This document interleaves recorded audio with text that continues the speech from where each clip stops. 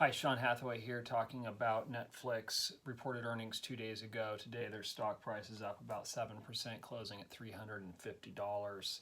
Overall, great quarter for Netflix, $5.5 billion in revenue, a record quarter, 30% year over year growth for a 20-year-old company. 8.7 million new subscriber additions this quarter. That's a million over their forecasted number. But still some mixed sentiment on the street, largely because their domestic subscriber adds were only 500,000 compared to 1.2 million a year ago. So a significant reduction in domestic subscriber growth and continued discussion of negative free cash flow, $3.3 billion of negative free cash flow. Just to address that, immediately Reed came out and said that this will be 2019 is peak negative cash flow. Speaking on the international piece, it's a little bit underappreciated and misunderstood in my mind. Look, Netflix has been at this for 8 years, starting with Latin America in 2011. They said they're going to have 130 series in 2020 that are locally produced in local language. 130.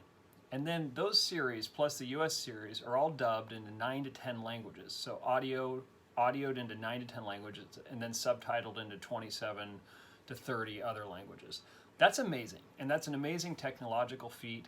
And then when you consider that the global distribution and the infrastructure required to push this to everybody's devices, whether it be mobile or TV or whatever, it's absolutely amazing. On advertising, the perennial question comes up every quarter. Reed addressed that point on. He kind of gave a new take on it. I think it's a little intuitive, but nevertheless, it was enlightening that probably the best advertisers, most effective advertisers now in the world are Facebook, Amazon, and Google. And so if Netflix were to be successful in advertising, arguably, you could say that's who they're competing against, and there's no way they can compete against them because they don't collect data, or excuse me, Netflix doesn't collect data like they do. And Netflix doesn't intend or want to collect data. Now, sure, you could say that Netflix could steal advertising dollars from linear TV, and they probably would.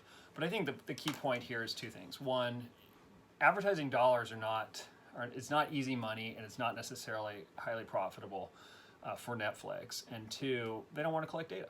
So I still think Netflix can get to the $500 stock price in the next 12 or so months.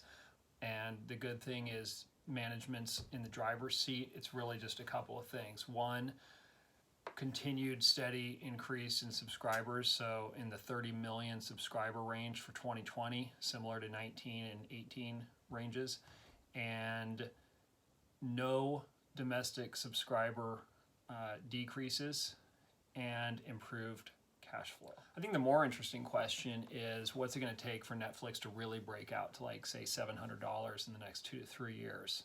I think for that, they need some content that is going to be big, must-see, global, zeitgeist-breaking, Game of Thrones level. Two, business is open in China. There's another 1.1 billion people you can go get. And three, at least from a domestic standpoint right now, I think sports. If you want to go get that other 35% cohort, they're probably watching sports, Sunday night football, Monday night football, maybe even NASCAR, which lends itself well to not advertising.